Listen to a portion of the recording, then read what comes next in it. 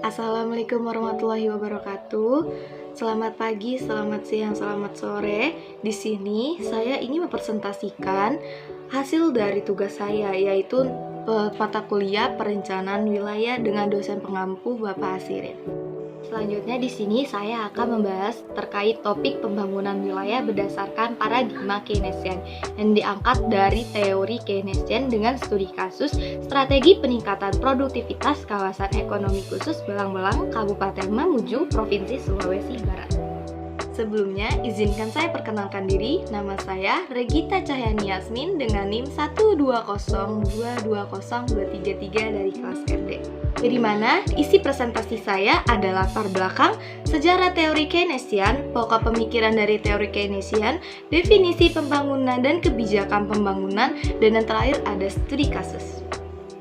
Selanjutnya masuk ke pembahasan latar belakang. Teori Keynesian pada pembangunan wilayah mengadopsi dari teori ekonomi Keynesian.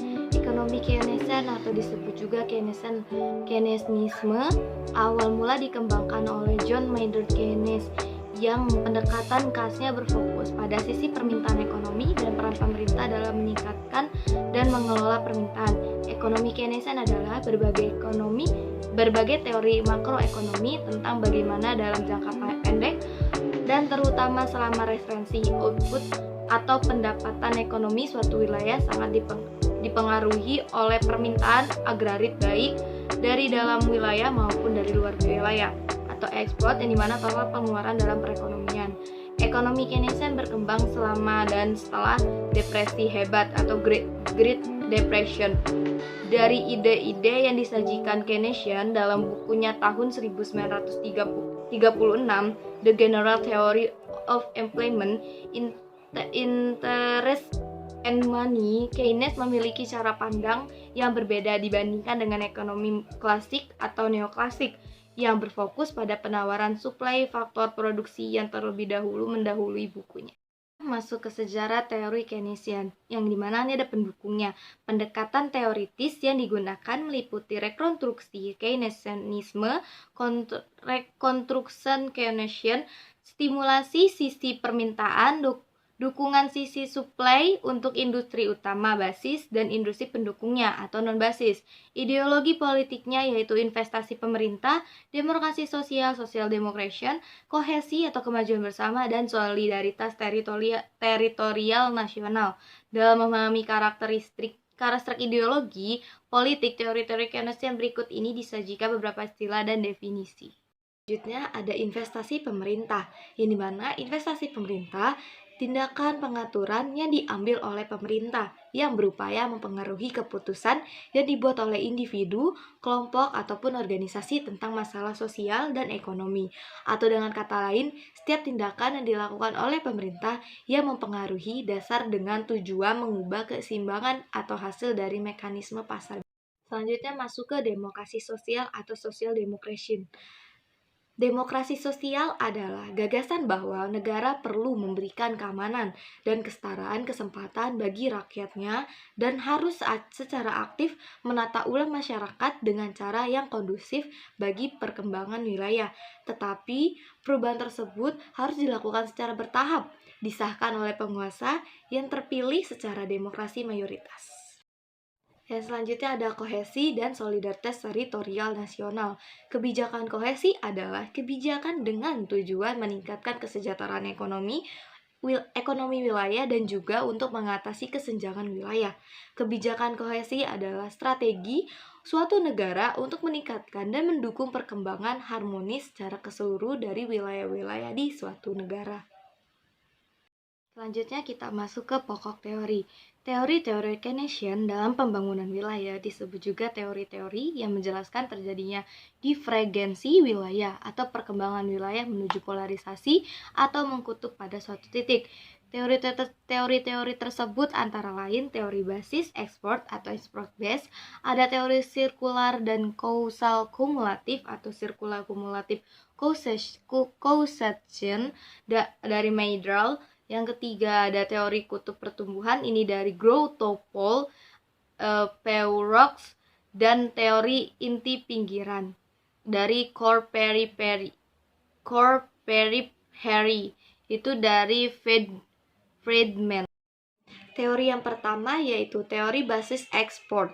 Teori basis ekspor menekankan pada sisi permintaan, yang artinya perbedaan pertumbuhan wilayah ditentukan oleh perbedaan wilayah dalam pertumbuhan ekspor barang dan jasa yang dijual di luar wilayah dan atau luar negeri. Permintaan dari wilayah lain atas hasil produksi output di suatu wilayah menentukan tingkat pertumbuhan wilayah tersebut. Dengan kata lain, menurut teori ini, wilayah yang mengekspor lebih besar, maka wilayah pengekspor tersebut wilayah yang lebih tumbuh perekonomiannya. Yang dimana pendekatan basis ekspor juga sejalan dengan teori spesialis wilayah untuk pertumbuhan. Wilayah cenderung menghususkan diri dalam produksi dan ekspor komoditas yang menggunakan faktor-faktor yang wilayah tersebut unggul secara relatif atau melimpah dibandingkan wilayah lain. Secara intensif, faktor-faktor produksi yang mendukung ekspor tersebut meliputi bahan mentah, tenaga kerja atau modal, yang juga disebut dengan atau juga bisa menyumbangkan secara teknologinya. Terus respon wilayah terhadap permintaan dari wilayah lain atau eksternal mendorong pertumbuhan pada sektor basis atau sektor ekspor, dan pada sektor non basis atau sektor yang mendukung sektor basis. Dengan kata lain, teori basis ekspor menekankan pentingnya spesialis dan dampak permintaan dari wilayah lain, yaitu eksternal. Untuk pertumbuhan produksi wilayah, adapun besar permintaan ditentukan oleh 3. Yang pertama, harga barang yang diekspor di wilayah itu. Yang kedua, ada tingkat pendapatan wilayah lain. Dan yang terakhir, ada harga barang substitusi di pasar wilayah lain, eksternalnya. Yang kedua, ada teori sirkuler dan kausal kumulatif atau circular and cumulative causation. Ini mana akar konsep teori sirkular dan kumulatif causation berakar pada Thorsten Veblen pada tahun 1857 sampai 1929. Saat ini mengkaji tentang evolusi kelembagaan. Knut Wicksell tahun 1851 sampai 1926 yang menggunakan konsep ini dalam menjelaskan dinamika organisasi terkait kesenjangan kesejahteraan penduduk dan kesenjangan wilayah pada tahun 1939. Maydral menjelaskan kondisi penduduk Afrika Amerika dan wilayah keterbelakang di Asia dan di Eropa dengan konsep ini. Ilmuwan lainnya yang menggunakan konsep ini dalam konteks pertumbuhan wilayah adalah Nicole Calder yang menerapkan konsep ini terkait peran manufaktur di dalam pertumbuhan kapitalis. Ia terpengaruh oleh Allen Young yang pada tahun 1876 sampai 1929. Pertama, teori Maydral yang mengambil cara pandang dari Keynesian dan institusionalisme atau sosioekonomi, atau dengan kata lain, Maydral menjelaskan kesenjangan wilayah dengan memasukkan faktor-faktor ekonomi dan juga non-ekonomi. Kedua, teori Calder yang menjelaskan hanya dari sisi faktor-faktor ekonominya. Selanjutnya ke teori sirkular dan kausal kumulatif Maydral. Konsep utama yang diusulkan oleh Maydral terkait penjelasan kesenjangan wilayah adalah konsep teori sirkular dan kumulatif causation. Teori ini menyatakan bahwa proses pertumbuhan wilayah cenderung terjadi secara melingkar dan kumulatif terkumpul pada suatu wilayah yang pada akhirnya menghasilkan pertumbuhan wilayah yang tidak seimbang. Pertumbuhan di wilayah maju yang menurut teori neoklasik dapat menguntungkan wilayah tertinggal melalui efek spread. Namun akan tetapi yang terjadi adalah efek backwest yang selanjutnya dapat memperkuat kesenjangan dengan mendorong aliran modal dan tenaga kerja dari wilayah yang tertinggal di wilayah maju. Berikut adalah contoh gambar kausalis, sirkulas, dan kumulatif pada wilayah yang semakin miskin dengan pendekatan Maydral. Yang dimana pada pendidikan dan keterampilan yang rendah akan menjadi lemahnya percaya dan berjenjaring. Kemudian ada diskriminasi, ada kebiasaan dan norma-norma yang buruk, lalu ada kesehatan badan dan kejiwaan yang buta, lalu ada pendapatan rendah. Yang dimana dari keseluruhan elemen itu akan menjadi kesimpulannya itu miskin dan tertinggal untuk wilayahnya. Selanjutnya ada gambar tentang kausalitas sirkular dan kumulatif pada wilayah yang semakin kaya dengan pendekatan Kaldor. Dan di mana pada gambar tersebut menunjukkan bagaimana permintaan adalah inti dari masalah dan bahwa itu saling bergantung dengan penawaran. Tingkat permintaan domestik yang kuat dengan sendirinya dan dalam kaitannya dengan faktor-faktor lain dapat membantu menyediakan lingkungan di mana kepercayaan relatif tinggi, ketidakpastian itu rendah, sehingga merangsang investasi pada tingkat relatif yang tinggi. Investasi dapat menghasilkan peningkatan produktivitas melalui skala ekonomi ruang lingkup dan land-based doing atau LBD. Hukum Verdon dengan aglomerasi spasial, infrastruktur, dan eksternalitas komunitas yang memainkan peran penting serta melalui inovasi. Oleh karena itu, permintaan dan penawaran saling bergantung secara sistem dan bukan analisis supply demand biasa atau bukan analisis ortodoksi independen persediaan dan dependen permintaan biasa. Tingkat pendapatan domestik yang kuat memacu produktivitas yang merangsang ekspor neto, terutama di sistem keuangan internasional stabil dan produktivitas daripada terlalu spekulatif. Yang berikut merupakan dari rangkaian sebelumnya uraian teori kausalitas sirkuler dan kumulatif baik ala Medrel maupun ala Kaldor menyatakan bahwa wilayah kekayaan perekonomian lama-kelamaan akan cenderung terakumulasi di suatu wilayah yang sudah sejahtera terlebih dahulu, sementara wilayah yang miskin atau tertinggal akan tetap terjebak dalam kemiskinannya, yaitu akan dalam ketertinggalannya. Selanjutnya ada teori kutub pertumbuhan. Teori kutub pertumbuhan mengacu pada sebab akibat kumulatif juga, khususnya hubungan potensial antara industri penggerak atau propulsif industri yang mampu menghasilkan pertumbuhan yang diinduksi melalui hubungan antar induksi baik ke belakang atau backward maupun ke depan atau forward melalui rantai pasokan yaitu Hertzman 1958 dan pertumbuhan industri lokal dari PUROK 1950. Pusat atau kutub pertumbuhan bisa muncul dihasilkan oleh ekonomi aglomerasi untuk mendorong pertumbuhan dan pembangunan wilayah. Menurut teori ini, perkembangan ekonomi wilayah akan memusat atau mengkutub polarisasi di suatu wilayah yang memiliki aglomerasi industri penggerak perekonomian wilayah atau industri yang memiliki efek pengganda dan keterkaitan ke belakang atau backward linkage maupun ke depan atau forward linkage. Kita masuk ke penyebab kesenjangan wilayah. Berdasarkan teori Keynes yang berpandangan bahwa penyebab kesenjangan wilayah antara lain deregulasi atau liberalisasi pasar bebas, masalah lemahnya ekonomi secara structural weakness, rendahnya investasi low investment, terjadinya pengurasan modal menuju wilayah yang lebih maju atau drain of capital to development region, partisipasi pemerintah yang tidak memadai dalam pembangunan wilayah, inadequate and invoice government participant in regional development. Selanjutnya, definisi pembangunan wilayah.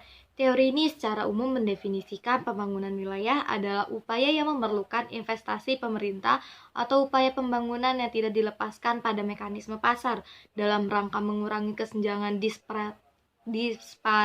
disparitas wilayah atau dalam jangka mencapai pembangunan antar wilayah yang seimbang. Jika diserahkan pada mekanisme pasar, maka akan terjadi divergensi wilayah, yaitu kecenderungan terjadinya polarisasi pertumbuhan wilayah hanya terjadi pada wilayah tertentu. Kebijakan pembangunan wilayah, yang mana kebijakan pembangunan wilayah untuk mengatasi kesenjangan antar wilayah menurut teori Keynes antara lain ada bantuan untuk wilayah secara extensive atau extensive regional aid. Yang kedua ada bantuan otomatis assistance atau subsidi modal dan tenaga kerja secara otomatis capital and labor subsidies.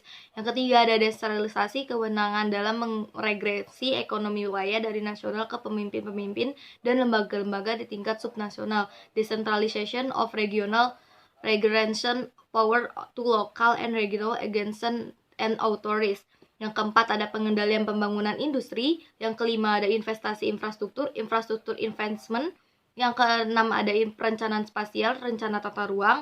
Yang ketujuh ada nasionalisasi industri. Yang kedelapan ada pengelolaan kota dan pembangunan kota baru. Yang kesembilan ada stimulasi atau dukungan untuk industri yang berorientasi ekspor based dan stimulation. Yang ke-10 ada inovasi kelembagaan perekonomian, dan yang ke-11 ada pembangunan kawasan industri yang bisa menggerakkan efek berganda seperti industri otomotif kimia di wilayah yang tertinggal. Selanjutnya masuk ke studi kasus strategi peningkatan produktivitas kawasan ekonomi khusus di Belang-Belang, Kabupaten Mamuju, Provinsi Sulawesi Barat. Masuk ke gambaran umum.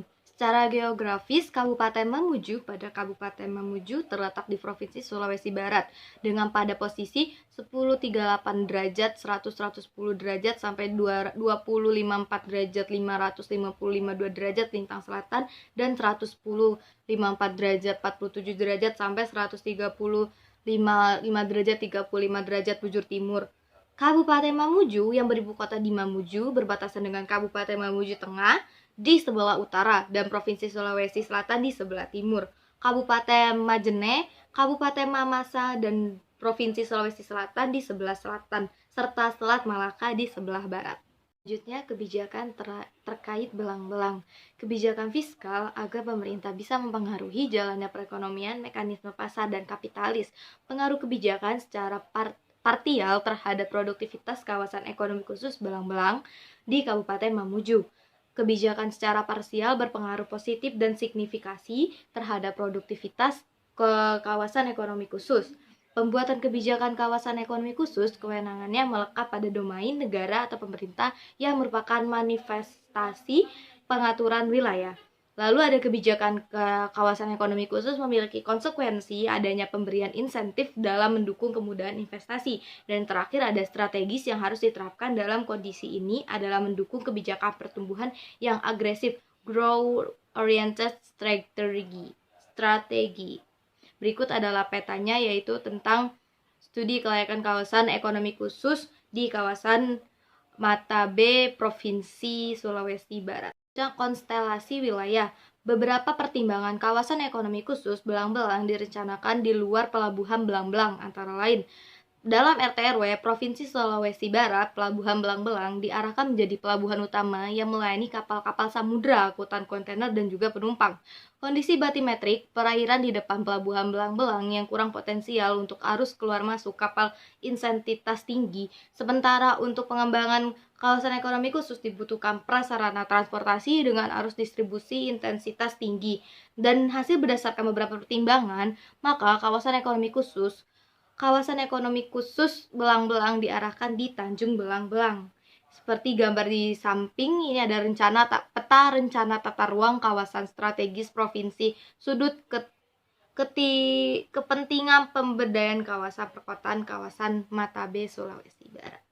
Terakhir itu kesimpulan. Berdasarkan dari seluruh hasil studi kasus dan juga di ketimpangan dengan teori Keynesian, ini didapatlah kesimpulannya, yaitu Keynes menentang pandangan klasik yang menyatakan tidak ada campur tangan pemerintah dalam kegiatan ekonomi. Tapi bagi Keynes, campur tangan pemerintah merupakan keharusan. Berdasarkan kekuatan pasar bebas akan menghasilkan kekuatan penghambat terhadap pertumbuhan menuju keseimbangan pada tingkat yang tinggi. Hambatan itu mengakibatkan berkurangnya aggregate demand yang selanjutnya menghasilkan pengangguran. Kenyataan ini dapat diatasi melalui campur tangan pemerintah dalam kebijakan fiskal dan moneter. Paradigma pasca Keynes terjadi pertentangan dalam kondisi yang semakin mengglobal. Dibutuhkan paradigma yang berciri global tetapi dapat diterapkan secara lokal. Sekian presentasi yang saya sampaikan, kurang lebihnya saya mohon maaf. Wassalamualaikum warahmatullahi wabarakatuh.